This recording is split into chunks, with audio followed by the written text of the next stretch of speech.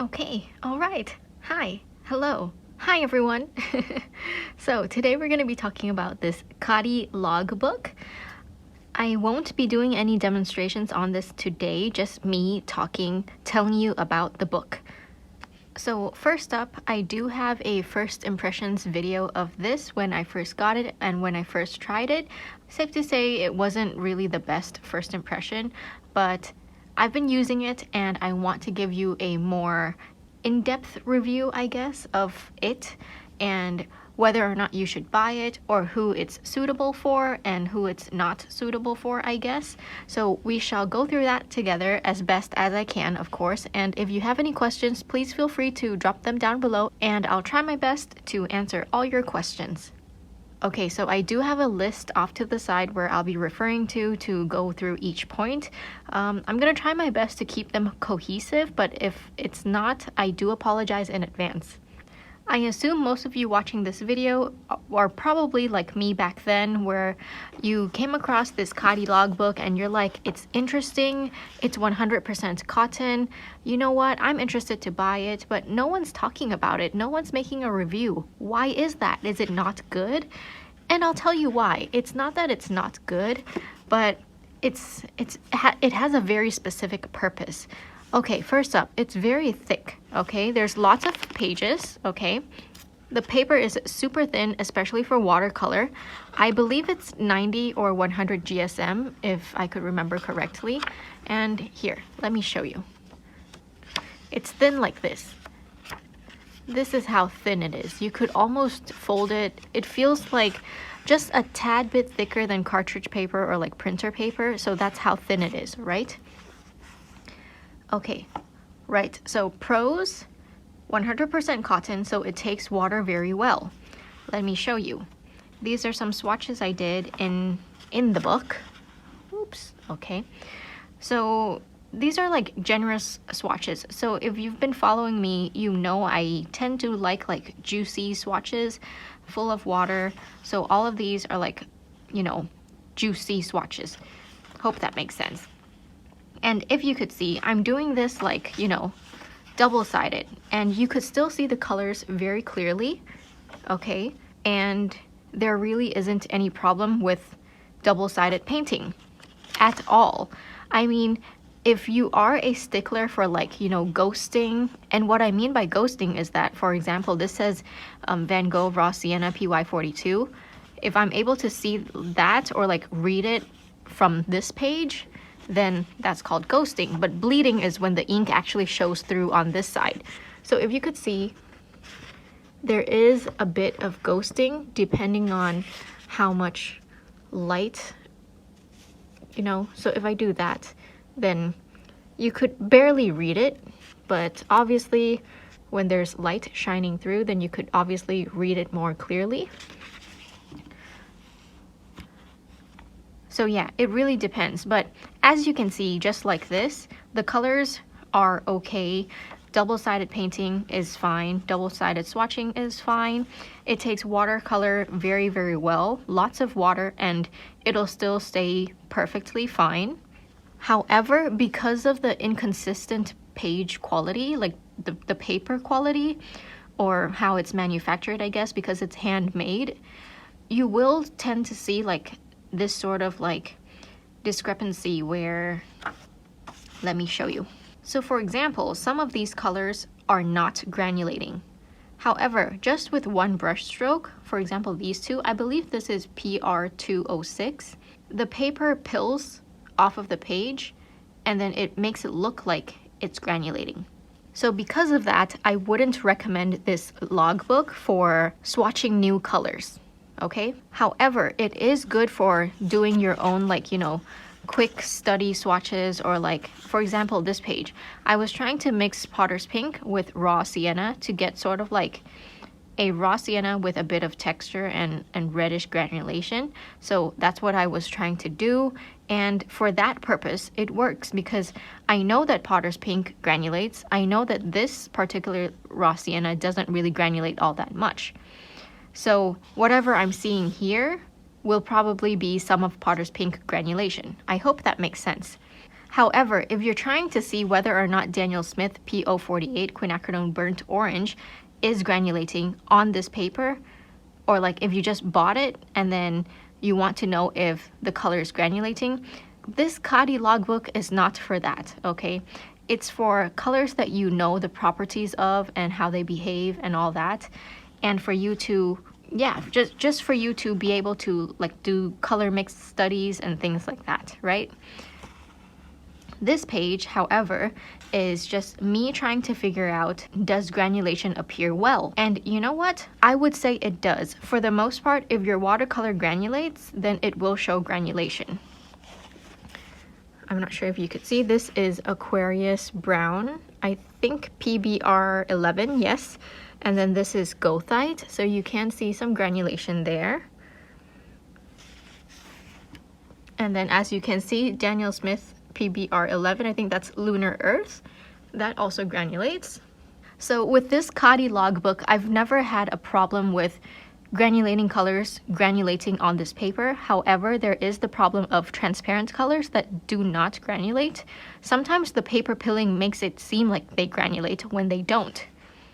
Okay, so yes, so if we're talking about pros and cons, it does take water well, it shows granulation, but the con is that because of the inconsistent page quality or paper quality and how it's made, you can't really rely on getting consistent swatches or consistent results. Okay, moving on to the next point, that it takes water very well. As you can see, like, see, I'm showing you double, what do you call this?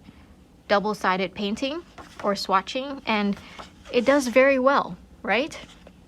However, there tends to be a lot of buckling when you're painting or when you're doing your swatches, so I do need to like clip the pages down, and you know, it's pretty normal for a very thin type of paper to buckle. However, as you can see, once you close the book and then you keep it in your drawer or whatever, the pages tend to flatten out. As you can see, like, they do buckle when you're painting and as it's drying, but they do flatten out. All right, another pro is that the colors do stay vibrant. Now, I've actually had some viewers tell me that they've used their logbook and the colors don't seem to stay vibrant, like it gets muted down or whatever.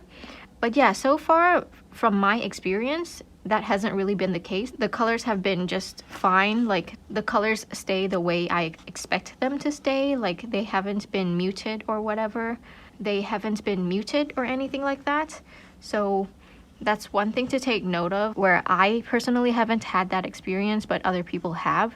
So that might be another like inconsistent factor in the manufacturing that you might want to take into account. Oh yes, and because this is stitch bound, as you can see, it's stitched bound. The pages do lay flat like this. However, I'm going to show you, like, okay, so this is the back cover, right? As I open it up, the first few pages, if I'm laying it on here, suppose this is my table, right? There's this much space. And if I don't have anything underneath this side of the cover, then basically it falls down. And then what happens is I'm painting with, like, oh my goodness, this is so hard to do. I'm painting like this, so it doesn't lay flat like 180 degrees, but this side would fall down. So what I recommend is get like another book or something to lay across here as you lay this down to like paint or whatever. So whenever I use this, so far I've always had like another book just, you know, underneath, so then it helps stay and make this flat. Personally, that hasn't been a problem for myself, so if that's something that would annoy you, then again, do take that into account. Okay, moving on to the next point. The pro that I want to talk about is that it's rather small and portable. So as you can see, this is like my hand, right? I feel like it's a little bit smaller than A5 size. So yeah, I have small hands as well, so it's really small. I can hold it with like one hand like this.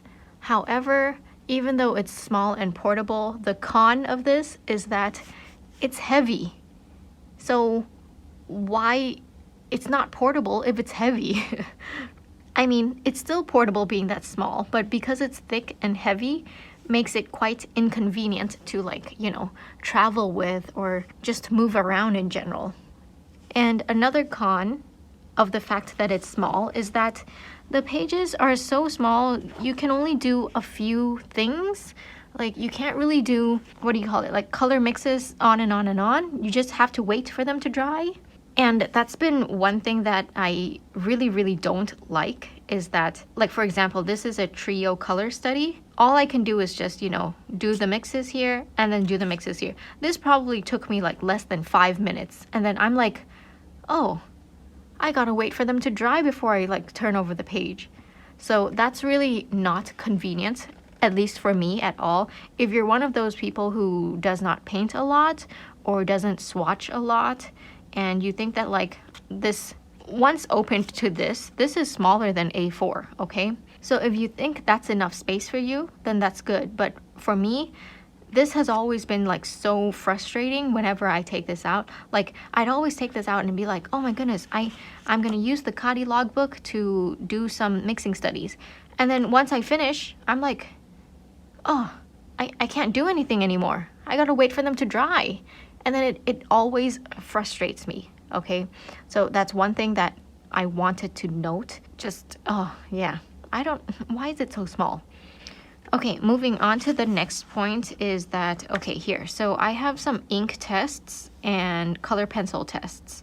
The nature of the paper is not like cartridge paper or even just paper. It feels a lot like cloth. I've said this already in my other Khadi paper reviews or first impressions. I don't know what it is about how they made it. I don't know about paper manufacturing at all, but yes, you can see that it's paper, but if any of you have used Khadi or own a Khadi and have touched the paper and felt it, then you know that it feels a little bit more like cloth than your regular 100% cotton watercolor papers, okay? So it's a bit like fuzzy. And so with that texture, I feel like it doesn't really take color pencil very well. Like, this is Prismacolor. While you can see that it's on here, it really does not take color pencil well. Like, I actually have to push the pigment onto the page for it to stick. So yeah, sorry, that's what I meant. Like, it doesn't stick to the paper well. So I would not recommend this for colored pencils of any sort. And as for like fountain pens and ink, particularly fountain pens, because I personally use fountain pens, this is an ink test for Kaweco F nib Perkeo, and then this is the Sailor Fude nib MF. And as you can see, it goes on fine, absolutely fine. Let's see the back. It doesn't bleed through. There's a tiny bit of ghosting, which is normal for all the other pages anyways, and like other types of ink. As long as you're not using a super wet nib, then you'll be fine. You can use it. Hang on. So for example, these two pages I used like thicker nibs. I think this was, okay, so this was a 1.1 stub nib and this was a 1.9 stub nib. And it doesn't go through. Yeah, there's hardly any ghosting, but that might just probably be because of the ink I used, which is Diamine Lavender for this page. However, if you do ink swatches, they will seep through and it will bleed through basically. But I will caution you not to use fountain pens with the Khadi logbook because, like I said, the nature of the paper, it's kind of fuzzy and there's like, what do you call, paper strands? I'm sorry, I don't know what you call it, but I hope you know what I mean. And so if you're using your fountain pens on this, the paper fibers will clog your pen so quickly. So I really don't recommend using fountain pens on this paper. Although if you want to do inked line work, I think if you use a glass fountain pen, that might be better because that will eliminate the fact that the paper fibers will stick between your nib tines. So glass nibs might work. I don't have a glass nib at this point, so I couldn't tell you. And again, if you do inked line work, then Sakura or Micron fine liners, those work just perfectly, and you don't need to worry about like the paper fibers getting stuck or whatever.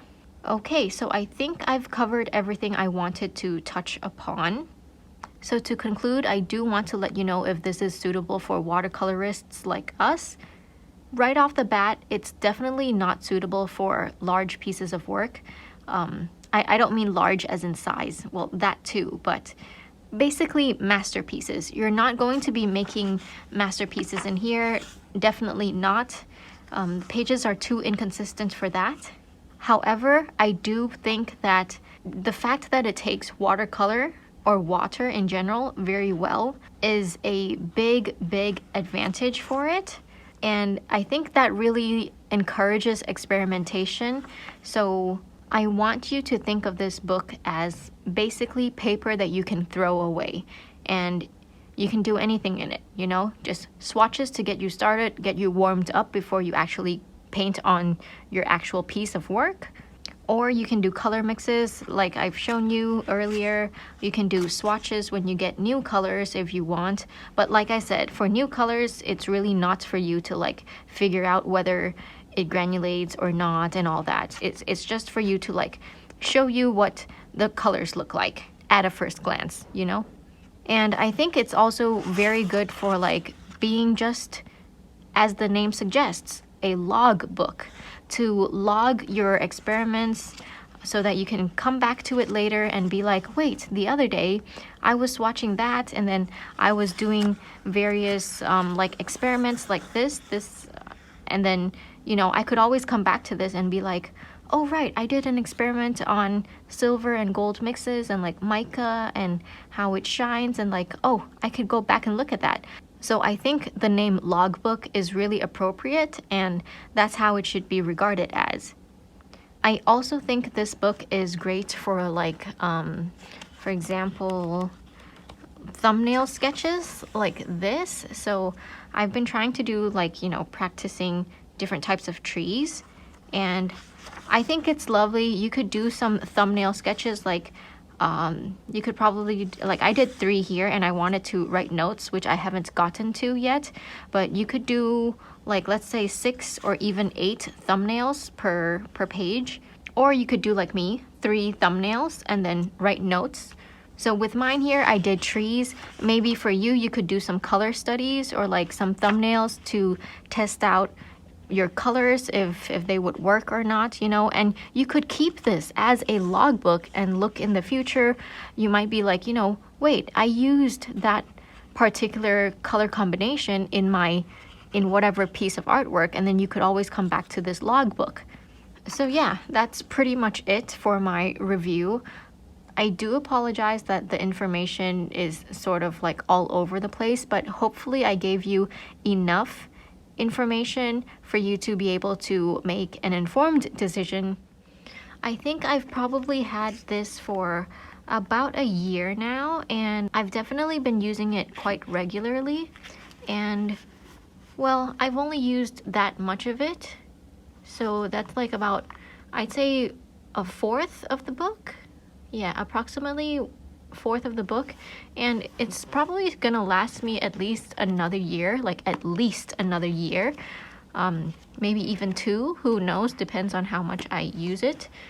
And regarding whether or not I would buy it again or not, I think, you know what, I definitely would, because the price for the logbook I consider quite reasonable. Like, it wasn't expensive or it wasn't cheap either. So for its reasonable price, I definitely would buy this product again should I finish it. But I do think for this product, you'll either love it or hate it. And if you do end up hating it, I think you could always use it as like a diary, you know, just use a ballpoint pen and take notes, or even turn it into like a recipe book where you jot down notes and recipes and whatnot.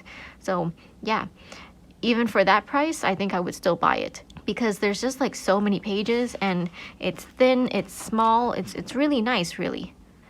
Okay, I think I may have rambled on too much today, so I'm going to end this here. As always, thank you so much for watching, everyone. Don't forget to drink lots of water and stay hydrated. Bye!